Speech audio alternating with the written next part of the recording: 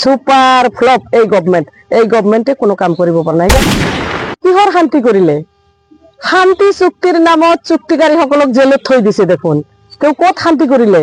আজি ৰঞ্জন দৈমাৰী ডাঙৰীয়া জেলত আছে।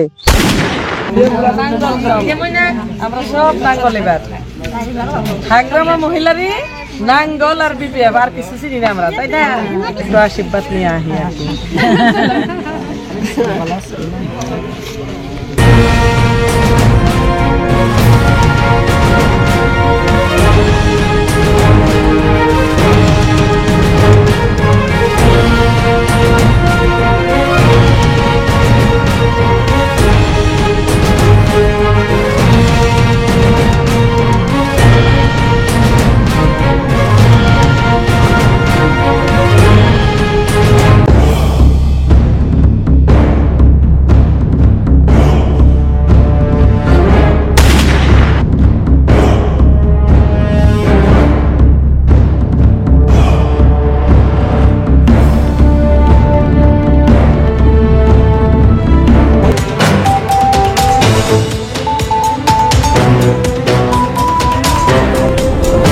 নমস্কাৰ, ধন্যবাদ জ্ঞাপন কৰিছো আপোনালোকৰ মিডিয়া পাৰ্চনক।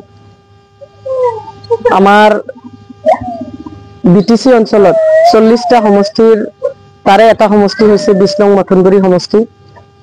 মথনগুৰি সমষ্টিত বিপিএফ দল হিচাপে যথেষ্ট আগবঢ়া, যথেষ্ট ষ্ট্ৰং। আমাৰ এই মথনগুৰি সমষ্টিটো সকলো জাতি জনগোষ্ঠীৰ মানুহে এইবাৰ মথনগুৰি সমষ্টি বিপুল ভোটত মাননীয় হাগ্ৰামা মহিলাৰী ছাৰৰ নাঙলৰ চিনত ভোট দি পেলাই বিপুল ভোটত জিকাই লৈ যোৱাৰ কাৰণে তেওঁলোকে সকলো জাতি জনগোষ্ঠীৰ মানুহ ওলাই আহিছে। আমাৰ 89 বুথ কমিটি আছে, আমাৰ ওমেন ইউথ পেৰেণ্ট বডি মিলি পেলাই 30টা প্ৰাইমাৰী কমিটি আছে, আমাৰ ব্লক কমিটি আছে, চেলসমূহ আছে, আমাৰ কৰ্মীয়ে আছে ইয়াতে 6000-7000। আৰু সকলো কৰ্মীয়ে আমাৰ ৰাইজৰ মাজত যেনেকুৱাকে সোমাইছে তেওঁলোকে অনুভৱ কৰিছে যে বিটিচি অঞ্চলত আমি যদি মাটিৰ পাট্টা লৈ পেলাই নিৰাপদ হিচাপে বসবাস কৰিব বিচাৰো তেতিয়াহ'লে মাননীয় হাগ্ৰামা মহিলাৰী ছাৰক আকৌ বিটিচিৰ চিফ বনাব লাগিব। আৰু বিপিএফ দলৰ বাহিৰে যে কোনো জাতি জনগোষ্ঠীৰ মানুহৰ গত্যান্তৰ নাই। 6 শিডিউল যে মানে নাবাচিব, আমি 6 শিডিউল যদি বচাব বিচাৰো, বিটিচিত যদি লেজিসলেটিভ পাৱাৰ থকা বিটিচিখন বচাব বিচাৰো, সকলো জাতি জনগোষ্ঠীৰ মানুহে যদি আমি মাটিৰ পাট্টা পাই পেলাই সুৰক্ষিত হৈ থাকিব বিচাৰো, বি ভোটৰ সমস্যা যদি সমাধান কৰে তেতিয়াহ'লে সেইটো মাননীয় হাগ্ৰামা মহিলাৰী ছাৰে কৰিব। সেইকাৰণে মাননীয় হাগ্ৰামা মহিলাৰী ছাৰে যিটো ঘোষণা কৰিছে আৰু চুক্তিত লিখি লৈ আহিছে 2003 চনৰ 10 ফেব্ৰুৱাৰীলৈকে যিসকল মানুহ আছে তেওঁলোকে বিটিচিৰ বাসিন্দা, এই কথাটোৰ ওপৰত ভিত্তি কৰিয়ে এই চুক্তিৰ আধাৰত সকলো জাতি জনগোষ্ঠীৰ মানুহে আকৌ বিটিচিৰ চিফ হিচাপে মাননীয় হাগ্ৰামা মহিলাৰীক পাবৰ কাৰণে সকলো মানুহে দলে বলে ওলাই আহিছে। আৰু এই 20 নং মথনগুৰি সমষ্টিটো তাৰ ব্যতিক্ৰম নহয়। 20 নং মথনগুৰি সমষ্টিৰ মনোনীত প্ৰাৰ্থী হিচাপে মই 10টা আমাৰ প্ৰাইমাৰী কমিটি আছে, 10টা প্ৰাইমাৰী কমিটিৰ প্ৰতিটো বুথ কমিটিত যাই পেলাই আজি আপোনালোকৰ লগতেও আপোনালোকে মোক লগত আহি পেলাই নিজে প্ৰেক্টিকেলি দেখা পালে যে সকলো মানুহে ইয়াতে আগবাঢ়ি আহিছে। আমি খালি বেংগলী কিছু হিন্দু এৰিয়া আৰু মুছলিম এৰিয়া দি আজি খোজকাঢ়ি মানে ঘূৰিলো। মই কালি পৰখি আমাৰ সকলো ৱাৰ্কাৰ সকলক লৈ পেলাই বড়ো এৰিয়াত সোমাম, তাতেও আপোনালোকে বড়ো ভোটাৰ ৰাইজে হাগ্ৰামা মহিলাৰী ছাৰ আৰু বিপিএফ দলৰ জৰিয়তে যে পৰিচালিত হ'ব বিচাৰিছে আপোনালোকে দেখিবলৈ পাই সুখী হ'ব। খেতিয়ক হওক, দোকানী হওক, সৰু সুৰা বিজনেছমেন হওক, সকলো জাতি জনগোষ্ঠীৰ মানুহ হওক, সকলোৱে মাননীয় হাগ্ৰামা মহিলাৰী ছাৰক চিফ আৰু এই মথনগুৰি সমষ্টিটোক মোক মনোনীত কৰি পঠিয়াই দিয়াৰ কাৰণে তেওঁলোকে মাননীয় হাগ্ৰামা মহিলাৰী ছাৰৰ বিপিএফ দলৰ যিটো নাঙলৰ ছবিত ভোট দি পেলাই এইবেলি মোক জয়যুক্ত কৰি লৈ যায় মাননীয় হাগ্ৰামা মহিলাৰী ছাৰৰ জৰিয়তে সকলো সমস্যাৰ সমাধান তেওঁলোকে কৰিব বিচাৰিছে।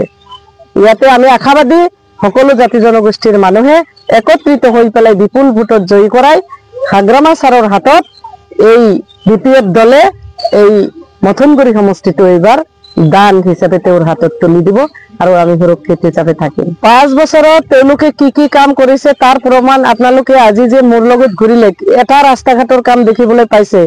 মানুহবিলাকে ৰাস্তা ঘাটৰ যেনেকুৱা শোচনীয় অৱস্থা, সেই অৱস্থাত মানুহে কিমান হতাশাত ভুগিছে। সৰু সৰু ল'ৰা ছোৱালী স্কুলত যাব নোৱাৰে। আজি ইয়াতে অলপ আগবাঢ়ি গৈ আপোনালোকে দেখিলে এটা ব্ৰিজৰ অৱস্থা। 2 কিলোমিটাৰ পাৰ হলে আমি হাউলিত যাব পাৰো।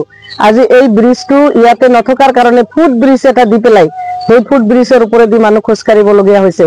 এই ৰাস্তাটো আপোনালোকে দেখিবলৈ পাব। চেণ্ড গ্ৰেভেল পৰ্যন্ত এটা ৰাস্তাত তেওঁলোকে দিয়া নাই। এই চৰকাৰে ছুইজাৰলেণ্ড বনাম বুলি কথা দি পেলাই ৰাইজৰ পৰা ভোট লৈ আজি ছুইজাৰলেণ্ডটো দূৰৰ কথা, ৰাস্তা ঘাট বিলাক যেনেকুৱা কদৰ্যময় অৱস্থা হৈছে। গতিকে তেওঁলোকে যি ইয়াতে ছুপাৰ ফ্লপ মানে খাইছে, তেওঁলোকে যে একো কাম কৰিব পৰা নাই, ৰাইজে সেই কথাটো মানে ভালকৈ বুজি পাইছে। উচ্ছেদৰ জাননী দিছে, তেওঁ কথা দিছিল ৰাইজৰ ভাল কাম কৰিব। উচ্ছেদৰ জাননী দিয়াটো ভাল কাম হয় নেকি? ৰাইজ কওকচোন, উচ্ছেদৰ জাননী দিয়াটো ভাল কাম হয় নেকি? উচ্ছেদৰ জাননী দিছে, অশান্তি কৰিব বিচাৰিছে, ঘৰে ঘৰে চাকৰি দিব বিচাৰিছিল, আত্মসহায়ক গোটক 75,000কে দিব বিচাৰিছিল, এটাও কাম কৰা নাই। সুপাৰ ফ্লপ এই গভৰ্ণমেণ্টে কোনো কাম কৰিব পৰা নাই। সেইকাৰণে ৰাইজ দলে বলে BPF-ৰ জিতাব, BPF-ৰ মানে প্ৰাৰ্থীক জিতাবৰ কাৰণে হাগ্ৰামা ছাৰক মানে এইবাৰ চিফ বনাবৰ কাৰণে ওলাই আহিছে। কিহৰ শান্তি কৰিলে? শান্তি চুক্তিৰ নামত চুক্তিকাৰীসকলক জেলত থৈ দিছে দেখোন। তেওঁ ক'ত শান্তি কৰিলে? আজি ৰঞ্জন দৈমাৰী ডাঙৰীয়া জেলত আছে, ৰাজেন বড়ো ডাঙৰীয়া হতে জেলত আছে। তেনেকুৱাকে যিসকলক লৈ পেলাই শান্তি চুক্তি কৰিছিলে, সেই শান্তি চুক্তিৰ নামত তেওঁলোকে সেই পৰিয়ালবিলাকক অশান্তিত এতিয়ালৈকে ৰাখিছে। কি শান্তি চুক্তি কৰিছে তেওঁ? কি শান্তি কৰিছে? কি শান্তি ইয়াতে BTC অঞ্চলত আনিব পাৰিছে তেওঁ? শান্তিৰ নামত তেওঁলোকে নিজাববীয়াকে নিজে খালি টকা পইচাৰ মালিক হৈছে আৰু তেওঁলোকে কোনো ধৰণৰ কাম ইয়াতে কৰিব পৰা নাই।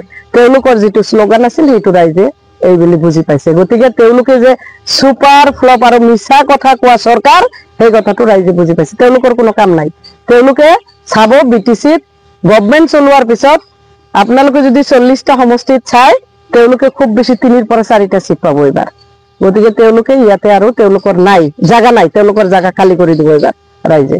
হাগ্ৰামা মহিলাৰী জিন্দাবাদ, হাগ্ৰামা মহিলাৰী জিন্দাবাদ, নাঙলৰ ছবি জিন্দাবাদ, BPF long live, BPF long live, Mathanguri জিন্দাবাদ, নাঙলৰ ছবি জিন্দাবাদ। আমাক লাগে শান্তি, আমাক লাগে শান্তি, মাটিৰ পাট্টা লাগিবই, মাটিৰ পাট্টা লাগিবই। BPF জিন্দাবাদ, BPF জিন্দাবাদ। ধন্যবাদ।